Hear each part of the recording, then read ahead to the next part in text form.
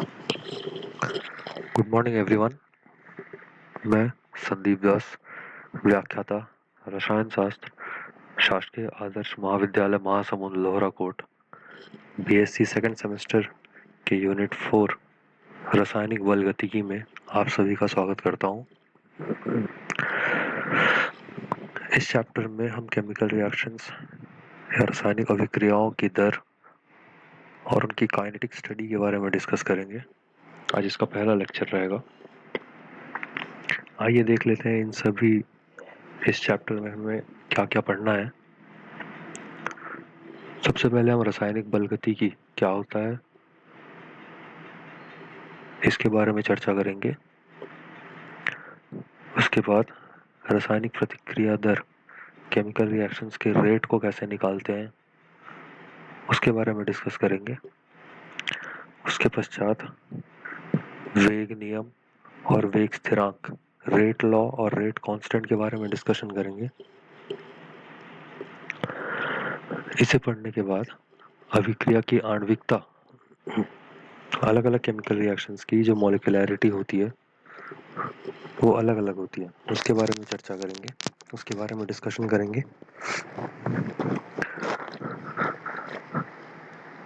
उसके बाद आणविकता तथा अभिक्रिया की कोटि में अंतर क्या होता है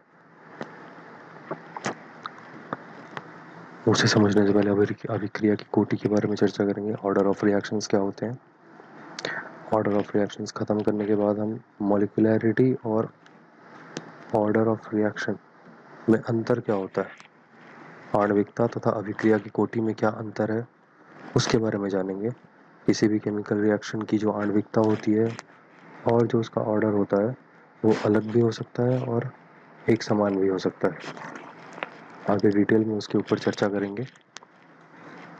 इसे समझने के बाद हम शून्य कोटि की अभिक्रिया, प्रथम कोटि की अभिक्रिया और द्वितीय कोटि की अभिक्रिया, इनके जो फॉर्मूलास है, इनका जो डेरिवेशन है उसे देखेंगे। इनकी ग्राफिकल रिप्रेजेंटेशन को देखेंगे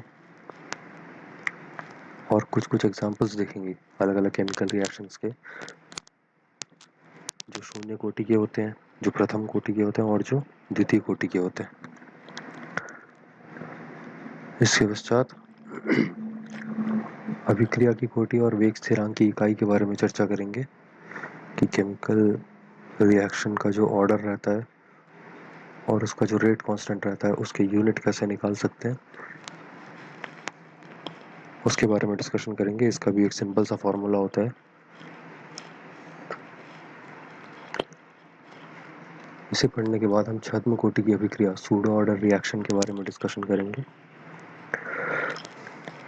इसके पश्चात अभिक्रिया की कोटि निर्धारित करने की विधियां, डिफरेंशिएशन मेथड जो होता है, इंटीग्रेशन मेथड होते हैं, ग्राफिकल मेथड होते हैं, इनके ऊपर चर्चा करेंगे कि किसी भी केमिकल रिएक्शन का ऑर्डर अलग अलग विधियों से कैसे निकाला जा सकता है।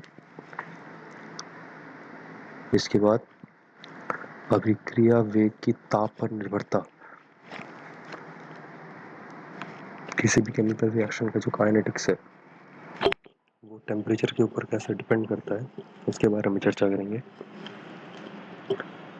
तत्पश्चात टक्करों का सिद्धांत देखेंगे। उसके बाद जो आपका एक इम्पोर्टेंट इक्वेशन है, आर्हेनियस इक्वेशन, उसके बारे में चर्चा करेंगे, जिसमें एक्टिवेशन एनर्जी, टेम्परेचर और रेट कांस्टेंट का मिला के एक इक्वेशन बनता है, उसे देखेंगे। उत्प्रेरण क्या होते हैं, उत्प्रेरण का किसी अभिक्रिया पर क्या असर पड़ता है उसके बारे में चर्चा करेंगे। उत्प्रेरण का वर्गीकरण, किसी भी कैटलिस्ट को कैसे, किस बेसिस पे उसका वर्गीकरण कर सकते हैं उसके बारे में चर्चा करेंगे। और लास्ट में उत्प्रेरण के क्या क्या प्रकार होते हैं उसके बारे में डिस्कशन करेंगे।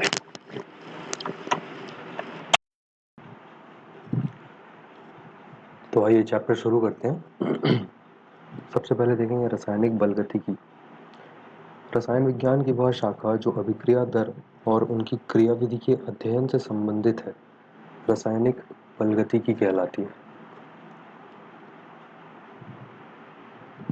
केमिस्ट्री का वो ब्रांच जहाँ हम किसी भी रिएक्शन का जो रेट है, उसका जो दर है, उसके बारे में और उसके जितने प्रोसेस हैं उससे रिलेटेड जो उसका रिएक्शन रेट रहता है, अभिक्रिया दर है, उन दोनों के रिलेशन के बारे में जो स्टडी करते हैं या फिर उन दोनों से संबंधित जो अध्ययन करेंगे उसे रासायनिक बलगतिकी कहते हैं।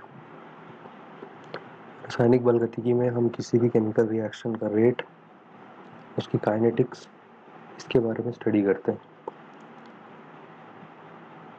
अगर थर्मोडायनेमिकली किसी रिएक्शन का स्टडी करें तो हम उससे सिर्फ उसकी प्रॉपर्टी बता सकते हैं कि उसकी ऊर्जा कितनी होगी, उसकी इंटरनल एनर्जी में कितना बदलाव आएगा, उससे ऊष्मा कितनी बाहर निकलेगी, वो एक्सोथर्मिक होगा या एंडोथर्मिक होगा। थर्मोडायनामिक स्टडी से किसी भी रिएक्शन का जो कैरेक्टर है, जो उसका बिहेवियर है, उसके बारे में जानकारी मिल सकती है, परंतु कोई केमिकल रिएक्शन कितनी तेजी से या कितने समय में पूर्ण हो रही है उसके बारे में हम पता नहीं लगा सकते। तो अभिक्रिया का दर ये जानने के लिए हम केमिकल काइनेटिक्स का यूज़ करते हैं या रासायनिक बलगतिकी का यूज़ करते हैं। गतिज अध्ययन न केवल हमें रासायनिक प्रतिक्रिया की गति या दर निर्धारित करने में मदद करते हैं, बल्कि उन स्थितियों का भी वर्णन करते हैं जिनके द्वारा प्रतिक्रिया दर को बदला जा सकता है। काइनेटिक स्टडी से हम किसी भी केमिकल रिएक्शन का या रासायनिक प्रतिक्रिया का सिर्फ दर ही नहीं निकालते, उसका रेट ही नहीं निकालते, बल्कि अलग अलग कंडीशंस के बारे में भी जान सकते हैं जिससे हम उस केमिकल रिएक्शन का जो रेट है, जो गति है, जो जिस स्पीड से वो कंप्लीट हो रहा है, जो रिएक्शन पूर्ण हो रहा है, उसमें भी बदलाव करके हम प्रतिक्रिया दर को बदल सकते हैं। सांद्रता, तापमान, दबाव और उत्प्रेरक जैसे कारक प्रतिक्रिया की दर को प्रभावित करते हैं। किसी भी केमिकल रिएक्शन में जो उसका रेट है या उसकी जो गति है वो निर्भर करती है उस रिएक्शन में पार्ट ले रहे रिएक्टेंट के कॉन्सेंट्रेशन पे, अभिकारक की सांद्रता पे, किस तापमान पे वह अभिक्रिया हो रही है उस पर, किस दाब में, कितने प्रेशर पे वह अभिक्रिया हो रही है उस पर, और उस अभिक्रिया में यूज़ किए हुए कैटलिस्ट के ऊपर, उत्प्रेरक के ऊपर निर्भर करती है कि उस प्रतिक्रिया की दर कितनी होगी। तो यदि हम तापमान में, प्रेशर पे, रिएक्शन के कॉन्सेंट्रेशन, रिएक्टेंट के कॉन्सेंट्रेशन में, सांद्रता में और जो कैटलिस्ट है उसमें बदलाव लाते हैं तो प्रतिक्रिया की दर को भी बदला जा सकता है। किसी भी प्रतिक्रिया की गति या दर को इकाई समय में अभिकारक या उत्पाद की सांद्रता में परिवर्तन के रूप में परिभाषित किया जा सकता है। जब कभी भी किसी केमिकल रिएक्शन का अगर रेट निकालेंगे या उसकी प्रतिक्रिया की गति या दर को निकालेंगे तो प्रति इकाई समय में किसी रिएक्टेंट का कितना सांद्रता में परिवर्तन हुआ है या जो उत्पाद या प्रोडक्ट बन रहा है उसकी सांद्रता में कितना परिवर्तन हुआ है, इन दोनों का यूज़ करके हम किसी भी रासायनिक अभिक्रिया की, केमिकल रिएक्शन की रेट को स्टडी कर सकते हैं। यदि हम अभिकारक के रूप में देखें या रिएक्टेंट के बेसिस पे देखेंगे तो अभिकारक की जो सांद्रता है, क्योंकि कोई भी केमिकल रिएक्शन रिएक्टेंट से प्रोडक्ट में बदलती है, जो अभिकारक है वह खत्म होता है, उसकी सांद्रता में कमी आती है और जो उत्पाद बनता जाता है, इसीलिए उत्पाद की जो सांद्रता रहती है उसमें वृद्धि होती रहती है। तो किसी दी गए समय अंतराल में किसी अभिकारक की जो सांद्रता में कमी आएगी उसका यूज करके, या फिर किसी एक उत्पाद की सांद्रता में दिए गए समय अंतराल में कितनी वृद्धि हो रही है, इसका यूज करके हम उस रासायनिक अभिक्रिया की दर को निकाल सकते हैं। आइए और डिटेल से देख लेते हैं। यदि हम मान लें कि कोई अभिकारक R है या कोई रिएक्टेंट आर है जो 1 मोल उत्पाद P बना रहा है, 1 मोल रिएक्टेंट R 1 मोल रिएक्टेंट P उत्पन्न कर रहा है। तो यदि T1 समय पर R की जो सांद्रता है वह R1 होती है और उसी T1 समय पर जो P उत्पाद बना है उसकी सांद्रता P1 होती है, और कुछ समय के बाद यदि एक समय हम निश्चित कर लें कि वह T2 है, उस T2 पे जो R की सांद्रता है, रिएक्टेंट की जो कॉन्सेंट्रेशन है वो अगर R2 होती है और उत्पाद प्रोडक्ट P का जो कॉन्सेंट्रेशन है वो अगर P2 होता है, तो T1 से T2 में के जो समय अंतराल है उसमें रिएक्टेंट के सांद्रता में जितनी कमी या चेंज आई है, या फिर उत्पाद के सांद्रता में T1 से T2 के समय अंतराल में उत्पाद की सांद्रता में जो बदलाव आया है उसका उपयोग करके हम इस केमिकल रिएक्शन R से P बनने की जो रासायनिक अभिक्रिया है उसके दर को निकाल सकते हैं। जैसे अगर समय अंतराल डेल्टा T की बात करेंगे तो final time T2 minus initial time T1 हो जाएगा। उसी प्रकार अगर रिएक्टेंट के कॉन्सेंट्रेशन के चेंज की बात करेंगे, जो हमारा अभिकारक है उसकी सांद्रता के बदलाव में अगर बात करेंगे, तो T2 टाइम पे R2 कॉन्सेंट्रेशन था और T1 टाइम पे R1 कॉन्सेंट्रेशन था, तो रिएक्टेंट या अभिकारक के सांद्रता में जो बदलाव आ जाएगा वो R2 माइनस R1 हो जाएगा। उसी प्रकार अगर प्रोडक्ट P की बात करें तो इसकी सांद्रता में जो बदलाव रहेगा वो P2 माइनस P1 हो जाएगा। इसी का उपयोग करके हम किसी भी रासायनिक प्रतिक्रिया की दर को निकाल सकते हैं। तो रासायनिक प्रतिक्रिया का दर यदि हम रिएक्टेंट के बेसिस पे देखेंगे, R के बेसिस पे, तो R के लुप्त होने की दर जो रहेगी वही उस रासायनिक प्रतिक्रिया की दर भी कहलाएगी।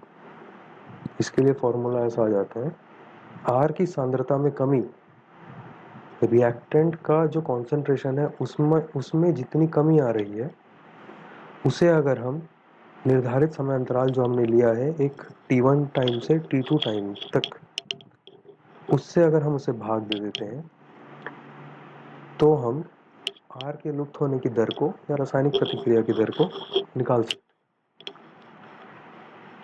इसलिए R की सांद्रता में कमी डिवाइडेड बाई समय अंतराल को यदि लिखते हैं बराबर minus of delta R divided by delta T हो जाएगा। माइनस का साइन यहाँ इसलिए लगाया गया है क्योंकि यदि हम अभिक्रिया को देखें तो R से P बन रहा है, जैसे जैसे समय बढ़ते जाएगा आपका जो रिएक्टेंट है या फिर जो अभिकारक है उसकी सांद्रता में कमी आती जाएगी। माइनस का साइन इसी कमी को दर्शाने के लिए लिखा जाता है। यदि हम P के निर्माण की दर की बात करें तो जिस प्रकार R के लुप्त होने की दर रासायनिक प्रतिक्रिया की दर कहलाती थी, उसी प्रकार P के सांद्रण में जो वृद्धि होगी या P के निर्माण की जो दर होगी वह भी उस रासायनिक प्रतिक्रिया की दर कहलाएगी। तो P के निर्माण की दर क्या हो जाएगी, जिस P की सांद्रता में वृद्धि और ये जो वृद्धि है दिए गए समय अंतराल में कितनी हो रही है, इन दोनों को यदि हम भाग दे देते हैं तब हम P के निर्माण की दर को बता सकते हैं। तो फॉर्मूला हो जाएगा P की सांद्रता में वृद्धि डिवाइडेड बाई समय अंतराल। इसलिए T2 से T1 समय में P के कॉन्सेंट्रेशन में या फिर P की सांद्रता में जितनी वृद्धि आई है उनका उपयोग करके हम P के निर्माण की दर या रासायनिक प्रतिक्रिया की दर को निकाल सकते हैं। तो यदि हम रिएक्टेंट की बात करेंगे अभिकारक की, तो वह रिएक्टेंट के कॉन्सेंट्रेशन में change divided by delta T, जिस भी समय अंतराल या फिर जिस भी निर्धारित समय में हम उस चेंज को निकाल रहे हैं उस समय को लेकर हम रिएक्टेंट के बेसिस पे रासायनिक प्रतिक्रिया की जो दर है उसे निकाल सकते हैं, और प्रोडक्ट के बेसिस पे किसी भी उत्पाद या प्रोडक्ट के सांद्रता में जो वृद्धि हो रही है दिए गए समय अंतराल में, उन दोनों का उपयोग करके हम पी के निर्माण या फिर उत्पाद के निर्माण की दर को निकाल सकते हैं। ध्यान रखने वाली बात इसमें ये रहेगी कि जब कभी भी हम किसी रिएक्टेंट के बेसिस पे अभिक्रिया दर को निकालेंगे, तब हमें हमेशा उस पर एक माइनस साइन लगाना है, क्योंकि अभिकारक जो रहता है किसी भी रासायनिक अभिक्रिया में, उसकी सांद्रता में कमी होते जाती है जैसे जैसा समय बढ़ता जाएगा या जैसा जैसा रिएक्शन आगे बढ़ता जाएगा। परंतु यदि हम किसी प्रोडक्ट की बात करेंगे, उत्पाद के बेसिस पे अगर हम रासायनिक प्रतिक्रिया की दर निकालेंगे, तो उस समय हमें कोई माइनस साइन लगाने की आवश्यकता नहीं है। जैसे इस उदाहरण में देखेंगे कि 2 मोल Fe+3 एक्वा स्टेट में और 1 मोल Sn+2, ये दोनों, ये जो अभिकारक हैं, ये रिएक्ट करते हैं, तो Fe का रिडक्शन होता है, आयरन का रिडक्शन होता है, और आपका जो स्टेनम है उसका क्या होता है, ऑक्सीडेशन होता है। तो 2 मोल Fe3+ 2 मोल Fe2+ में बदल जाता है, और 1 मोल Sn2+ 1 मोल Sn4+ में बदल जाता है। एक चीज़ का हमेशा ध्यान रखेंगे, जब कभी भी किसी अभिक्रिया की दर यदि हम किसी अभिकारक या उत्पाद के बेसिस पे निकाल रहे हैं, तो हम हमेशा प्रति मोल के लिए निकालते हैं। इसीलिए यहाँ पे अगर देखेंगे तो अभिक्रिया का दर जो है, पहला Sn के बेसिस पे लिया गया है। Sn क्योंकि एक उत्पाद है, तो Sn4+ की सांद्रता में जो भी बदलाव है उसे डेल्टा Sn4+ से दिखाया गया है, और दिए गए समांतराल डेल्टा T से उसे भाग दिया गया है। ये जो अभिक्रिया दर रहेगी Sn4+ के बेसिस पे, ये बराबर रहेगी प्रति मोल Fe2+ में दिए गए समांतराल में कितना बदलाव आया है उसके। इसलिए delta Fe2+ divided by delta T करेंगे। समय दिए गए समांतराल में T2 या T2 से T1 से T2 जाने पे जो Fe2+ में कॉन्सेंट्रेशन का चेंज आ रहा है, कॉन्सेंट्रेशन का वृद्धि आ रहा है, उसका यूज करके हम अभिक्रिया की दर को बता सकते हैं। पर ध्यान रखेंगे, क्योंकि 2 मोल Fe2+ बन रहा है और अभिक्रिया का दर जो है हमेशा प्रति मोल के लिए निकाला जाता है, इसीलिए इसका जो स्टोइकियोमेट्रिक कोफिशिएंट है 2, उससे हम इसे भाग दे देंगे। तो अभिक्रिया का दर हो जाएगा 1/2 delta concentration of Fe2+ divided by delta T। Sn4+ और Fe2+ ये दोनों उत्पाद हैं, इसीलिए यहाँ पे कोई भी माइनस साइन नहीं लगाया गया है। पर यदि हम Fe3+ के बेसिस पे लेंगे, तो Fe3+ का जो कॉन्सेंट्रेशन में चेंज आया है डिवाइडेड बाई दिए गए समय अंतराल में डेल्टा T, प्रति मोल के लिए लेंगे तो इसका जो स्टोइकियोमेट्रिक कोफिशिएंट 2 है वो इसके भाग में चला जाएगा, इसलिए 1/2 change in concentration of Fe3+ divided by delta T। क्योंकि Fe3+ जो है वो एक अभिकारक है, एक रिएक्टेंट है, जैसे जैसे रिएक्शन आपका बढ़ते जाएगा, वैसे वैसे Fe+3 का जो सांद्रता है, जो कॉन्सेंट्रेशन है, उस पर कमी आने लगेगी, इसीलिए फॉर्मूला में माइनस का साइन लगा है।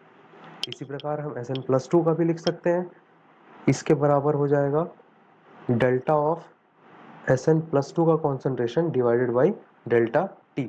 बट ध्यान रखेंगे, क्योंकि Sn2+ अभिकारक है तो सामने एक माइनस साइन भी लग जाएगा। आइए कुछ और एग्जांपल देख लेते हैं।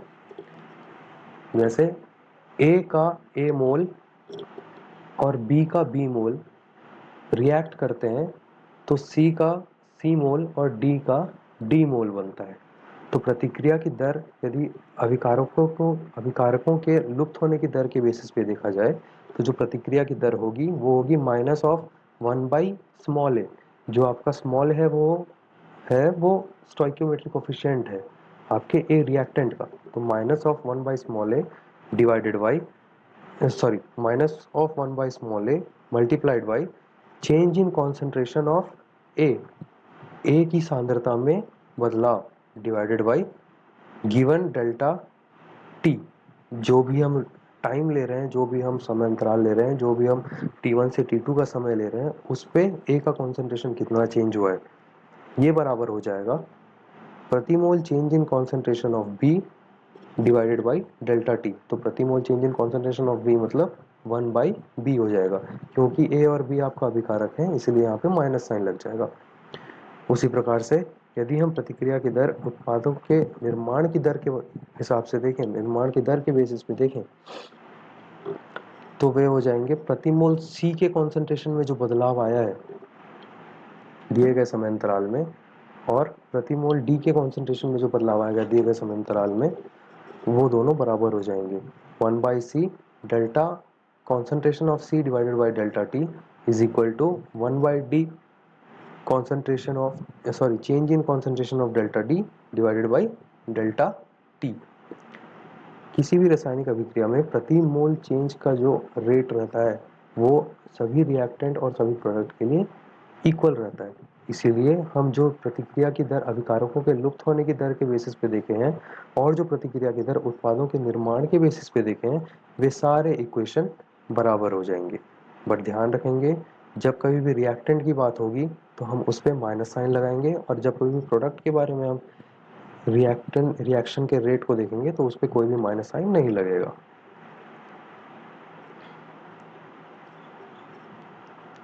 आगे देख लेते हैं रासायनिक प्रतिक्रिया की दर को प्रभावित करने वाले कारक।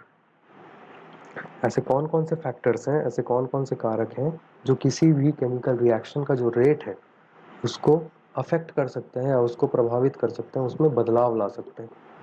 तो सबसे पहले देखेंगे अभिकारक की प्रकृति। अभिकारक की प्रकृति के बारे में अगर बात करें तो यदि आयनिक पदार्थ होंगे, अगर आपके रिएक्टेंट्स आयनिक बॉन्ड से बने हैं या उनमें आयनिक प्रॉपर्टी रहती है, तो कोई कोवेलेंट या फिर कोवेलेंट बॉन्ड बनाने वाले जो रिएक्टेंट रहेंगे उनकी तुलना में जो आपके आयनिक रिएक्टेंट होंगे वो ज़्यादा तेजी से प्रतिक्रिया कर सकते हैं, क्योंकि आपके आयनिक जो कंपाउंड्स हैं उनमें पॉजिटिव नेगेटिव चार्जेस होंगे। तो पॉजिटिव नेगेटिव चार्जेस एक दूसरे को बहुत तेज़ी से अट्रैक्ट भी करते हैं और रिपल भी करते हैं। इसीलिए केमिकल चेंजेस जो होंगे, जो आपका रिएक्टेंट प्रोडक्ट में कन्वर्ट होगा, वो बहुत तेज़ी से होगा। तो आयनिक पदार्थ वाले जो रिएक्टेंट्स रहेंगे वो सहसंयोजक पदार्थों की तुलना में बहुत तेज़ी से प्रतिक्रिया करेंगे। दूसरा फैक्टर अभिकारकों की सांद्रता। प्रतिक्रिया की दर अभिकारकों की सांद्रता के सीधे समानुपाती होती है। जितना ज़्यादा आपका अभिकारक का कॉन्सेंट्रेशन रहेगा, जितना ज़्यादा रिएक्टेंट रहेगा, जितना ज़्यादा रिएक्टेंट का कॉन्सेंट्रेशन रहेगा, जितनी ज़्यादा उसकी सांद्रता रहेगी, उतना ही ज़्यादा प्रतिक्रिया का दर होगा। मैथमेटिकली भी अगर इस बात को देखेंगे तो हम देख सकते हैं कि आपका जो प्रतिक्रिया का दर है, आर के लुप्त होने की दर बोले या फिर रासायनिक प्रतिक्रिया की दर बोले, वो डायरेक्टली प्रोपोर्शनल है किसके, change in concentration of reactant की। मतलब जितना ज़्यादा रिएक्टेंट का कॉन्सेंट्रेशन होगा उतना ज़्यादा आपका जो रिएक्शन का रेट है वो उतना ही ज़्यादा होगा, क्योंकि समय दिए गए टाइम पे उसकी जो चेंज रहेगा कॉन्सेंट्रेशन का वो उतना ही ज़्यादा होगा। रिएक्टेंट जितना ज़्यादा कॉन्सेंट्रेशन का रहेगा उतना ज़्यादा वो प्रोडक्ट बनाने में हेल्प करेगा। इसीलिए अभिकारकों की सांद्रता के भी समानुपाती होता है प्रतिक्रिया का जो दर है। आगे अगर देखें तापमान, तापमान में वृद्धि के साथ साथ प्रतिक्रिया की दर बढ़ जाती है। इसका रिलेशन हम directly kinetic motion of molecule से निकाल सकते हैं। जैसे जैसे टेम्परेचर बढ़ाते जाएंगे वैसे वैसे आपके रिएक्टेंट के जो एटम्स हैं या मॉलिक्यूल्स हैं उनकी जो वेलोसिटी है या उनका जो वेग है वो बढ़ता चला जाएगा, क्योंकि उनमें एनर्जी ज़्यादा आ जाएगी और उनका वेग ज़्यादा बढ़ जाएगा। इसी कारण से जो प्रतिक्रिया केमिकल रिएक्शन है, जो रासायनिक प्रतिक्रिया है वो ज़्यादा तेज़ी से होगी। जितना ज़्यादा तेज़ी से प्रतिक्रिया होगी, रासायनिक प्रतिक्रिया होगी, उतना ज़्यादा प्रतिक्रिया का दर बढ़ता चला जाएगा। अगला अगर हम बात करें उत्प्रेरक की उपस्थिति, उत्प्रेरक प्रतिक्रिया की दर को बदल देता है। होते हैं एक ऐसे उत्प्रेरक, ऐसे कैटलिस्ट जो किसी भी केमिकल रिएक्शन के रेट को या उसकी प्रतिक्रिया की दर को बढ़ा देते हैं, या फिर कई ऐसे कैटलिस्ट भी होते हैं जो किसी भी रासायनिक प्रतिक्रिया की दर को घटा देते हैं। तो उत्प्रेरक का दोनों काम होता है। अगर हम नॉर्मल जब कोई भी उत्प्रेरक या कैटलिस्ट की बात करते हैं तो हम हमेशा ये समझेंगे कि वह उत्प्रेरक रासायनिक प्रतिक्रिया का जो रेट है, जो दर है, उसमें वृद्धि ला रहा है। जब कोई भी पॉइजनस कैटलिस्ट की बात की जाती है तब ये बोला जाता है कि जो उत्प्रेरक है या फिर जो कैटलिस्ट है वो प्रतिक्रिया की दर को या फिर केमिकल रिएक्शन का जो रेट है उसको स्लो कर रहा है या धीमा कर रहा है। अगला, अभिकारकों का सतही क्षेत्र। जितना ज्यादा सरफेस एरिया होगा किसी भी रिएक्टेंट का उतना ज्यादा वो अभिक्रिया के दर को बढ़ाएगा। हम ऐसा हमेशा मानते हैं या फिर ऐसा हर प्रक्रिया में होता है कि जो केमिकल रिएक्शन होता है वो उस रिएक्टेंट के सरफेस पे होता है, उसके सतह पर होता है। तो सतह क्षेत्र या फिर जितना ज़्यादा आपका सरफेस रहेगा किसी भी रिएक्टेंट का उतना ज़्यादा अभिक्रिया तेज़ी से होगी, क्योंकि जो बाकी रिएक्टेंट्स हैं वो उतना ज़्यादा उस, मान लीजिए दो रिएक्टेंट रिएक्ट कर रहे हैं ए और बी। अगर बी का सरफेस एरिया ज़्यादा है तो नंबर ऑफ मॉलिक्यूल्स ए के ज़्यादा बी के साथ आके चिपकेंगे, बी के साथ ज़्यादा अटैच होंगे। तो जितना ज़्यादा ए के एटम्स बी के साथ अटैच होंगे उतना ज़्यादा जो प्रोडक्ट फॉर्मेशन है वो उतना ज़्यादा होगा या फिर उतनी ज़्यादा मात्रा में प्रोडक्ट का कॉन्सेंट्रेशन बढ़ेगा। इसीलिए अभिकारक का जो दर रहता है वो अभिकारकों के सतही क्षेत्र के समानुपाती होता है।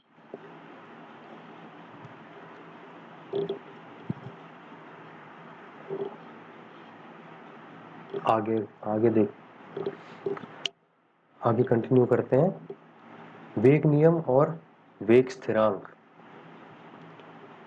वेग नियम, रेट लॉ या वेग और वेग स्थिरांक, रेट कांस्टेंट, वह अभिव्यक्ति जो अभिक्रिया की दर को अभिकारकों की सांद्रता से संबंधित करती है वेग नियम कहलाती है। इसे वेग समीकरण या दर अभिव्यक्ति भी कहा जाता है, रेट इक्वेशन भी कहा जाता है।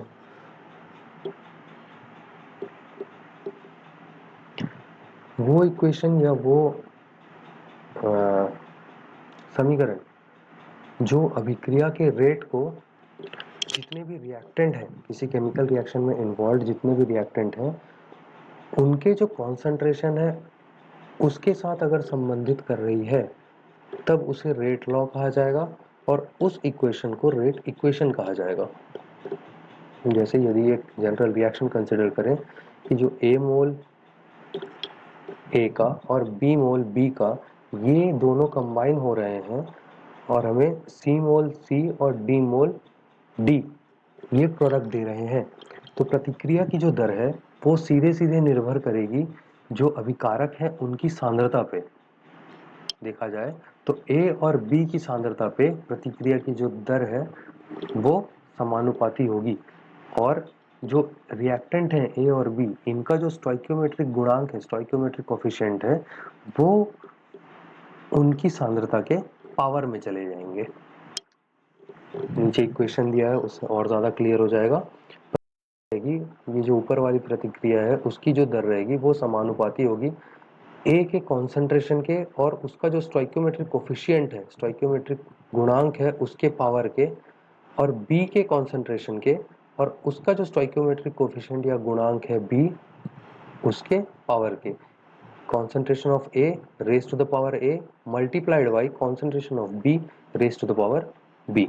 और प्रतिक्रिया की दर बराबर हो जाएगी जैसे ही प्रोपोर्शनैलिटी कांस्टेंट हटाएंगे, समानुपाती स्थिरांक अगर हटाएंगे, प्रोपोर्शनैलिटी कांस्टेंट अगर हटाते हैं तो हम इक्वेशन को एक स्थिरांक या कांस्टेंट से मल्टीप्लाई करते हैं। तो प्रतिक्रिया की दर निकालने में या रेट इक्वेशन में वो जो रेट कांस्टेंट होता है उसे हम k से डिनोट करते हैं, k से दिखाते हैं। तो प्रतिक्रिया की दर बराबर हो जाएगी k into concentration of A, A की सांद्रता रेज टू द पावर उसका स्टोइकियोमेट्रिक कोफिशिएंट या स्टोइकियोमेट्रिक गुणांक a मल्टीप्लाइड बाई बी की सांद्रता raise to the power b। ये आपका जो इक्वेशन रहेगा इसे कहते हैं रेट इक्वेशन या फिर वेग समीकरण। इसी का यूज करके हम किसी भी प्रतिक्रिया की जो दर है उसे बता सकते हैं। नीचे दिया है, जहां घातांक ए और बी अभिकारकों के स्टोइकियोमेट्रिक गुणांक के बराबर हो भी सकते हैं और नहीं भी। हाँ, ये भी एक इम्पोर्टेंट बात है कि ऐसा जनरली देखा जाता है कि जो ये स्टोइकियोमेट्रिक कोफिशिएंट है वही उसके पावर में आ जाते हैं। अगर कोई ऐसा केमिकल रिएक्शन जनरली दिया गया है तो ऐसा हो सकता है, पर कई ऐसे केमिकल रिएक्शंस में ये भी पॉसिबल है कि जो आपके ए और बी स्टोइकियोमेट्रिक कोफिशिएंट है किसी भी केमिकल रिएक्शन के, वो उनके पावर के उनको ऐसा पावर पावर के हिसाब से लिया भी जा सकता है, पर और कई रिएक्शंस में नहीं भी लिया जा सकता। तो ये जो पावर है इनका एक्चुअली आगे देखेंगे कि इनका यूज करके हम किसी भी केमिकल रिएक्शन का जो दर है या रेट ऑर्डर है, सॉरी, जो भी केमिकल रिएक्शन किसी भी केमिकल रिएक्शन के ऑर्डर को निकाला जा सकता है इस पावर को यूज करके।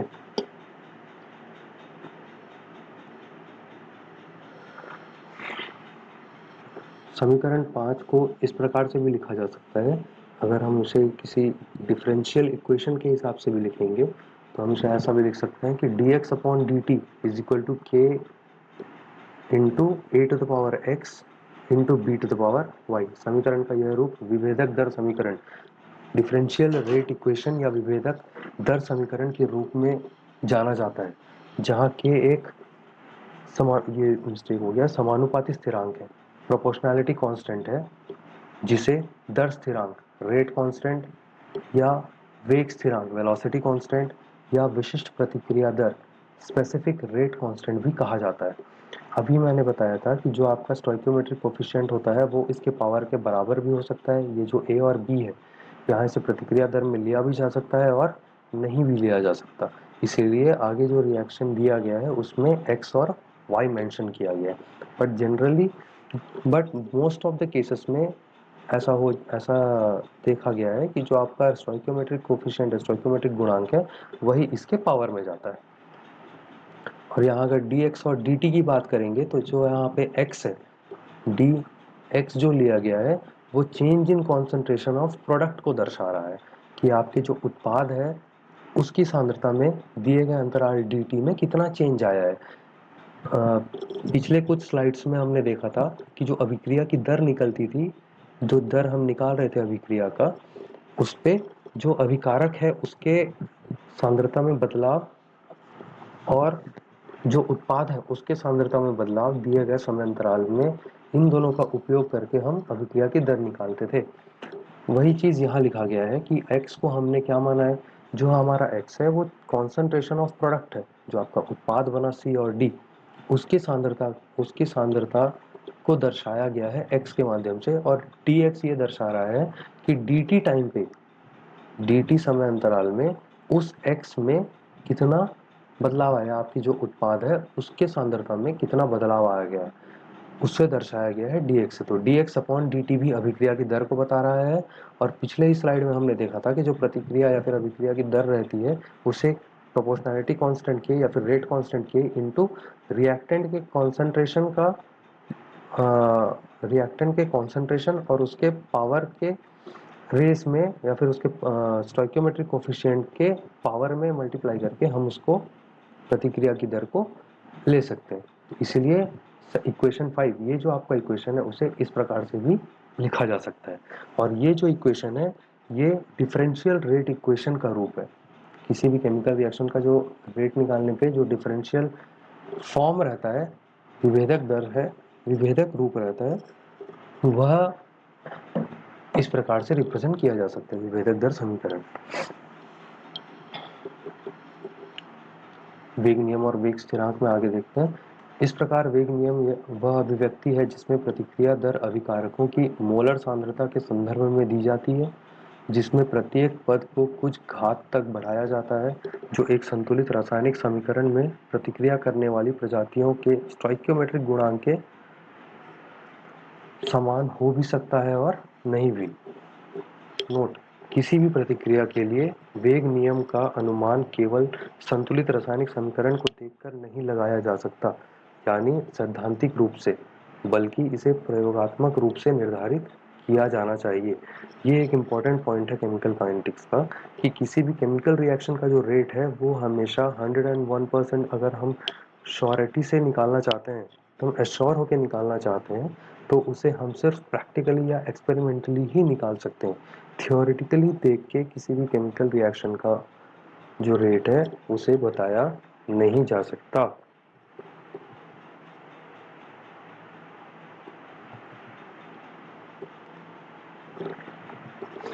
तो यदि एक सामान्य प्रक्रिया के लिए वेग स्थिरांक k, तो k को कैसे डिफाइन कर सकते हैं?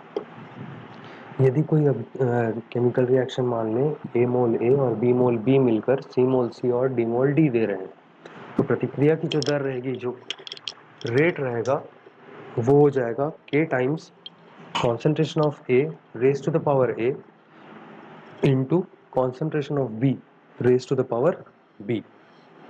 यदि हम ये मान लें कि जो आपका सांद्रता है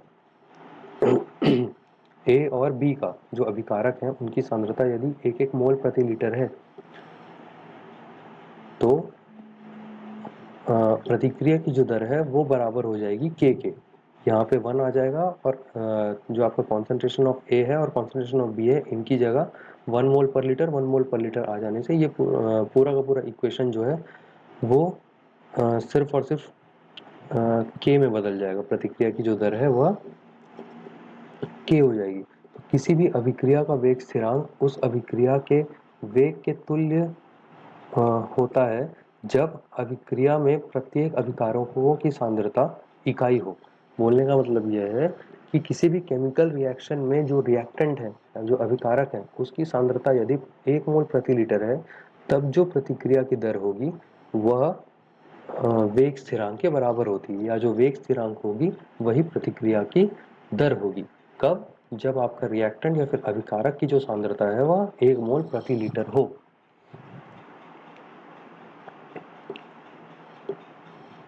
किसी विशेष अभिक्रिया के लिए दिए गए तापमान पर दर स्थिरांक का मान निश्चित और स्थिर होता है।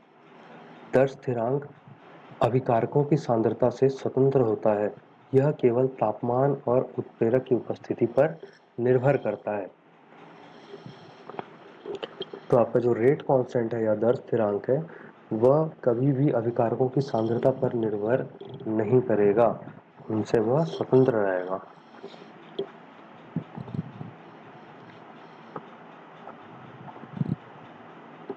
तो यहाँ तक हमारा रेट कांस्टेंट, रेट इक्वेशन और रेट लॉ, ये तीनों खत्म होते हैं। आगे देखते हैं अभिक्रिया की आणविकता, मॉलिक्यूलैरिटी ऑफ अ केमिकल रिएक्शन। किसी अभिक्रिया की आणविकता अभिक्रिया करने वाली प्रजातियों, परमाणु, आयन या अणु की संख्या है। यदि देखा जाए, जैसे इस केमिकल रिएक्शन पे देखेंगे, 1 मोल अमोनियम नाइट्रेट 1 मोल N2 गैस और 2 मोल H2O निकाल रहा है, H2O प्रोडक्ट बना रहा है। तो यदि हम इस केमिकल रिएक्शन की आणविकता या मॉलिक्यूलैरिटी पे बात करेंगे, तो हम सिर्फ और सिर्फ जो रिएक्टेंट है, जो अभिकारक है, उसके जो स्टोइकियोमेट्रिक कोफिशिएंट है उसे देख के हम उस अभिक्रिया की आणविकता के बारे में बता सकते हैं। यदि पहले वाले केमिकल रिएक्शन पे देखेंगे तो अमोनियम नाइट्रेट NH4NO2 का सिर्फ और सिर्फ 1 मोल ही रिएक्शन में भाग ले रहा है। तो इस केमिकल रिएक्शन का, इस अभिक्रिया की जो आणविकता होगी वो यूनिमोलिकुलर हो जाएगी, एकाण्विक हो जाएगी। उसी प्रकार से यदि अगले रिएक्शन में देखेंगे तो 2 मोल हाइड्रोजन आयोडाइड 1 मोल हाइड्रोजन गैस और 1 मोल I2 प्रोडक्ट बना रहे हैं। तो इस केमिकल रिएक्शन की जो आणविकता हो जाएगी वो द्विआण्विक हो जाएगी या फिर बाइमोलिकुलर हो जाएगी। क्यों? क्योंकि 2 मोल H2 इस केमिकल रिएक्शन में पार्ट लिए हैं। उसी प्रकार से यदि इसमें देखेंगे, तीसरे रिएक्शन में देखेंगे, तो 2 मोल NO 1 मोल O2 के साथ रिएक्शन करते हैं और 2 मोल NO2 बनाते हैं।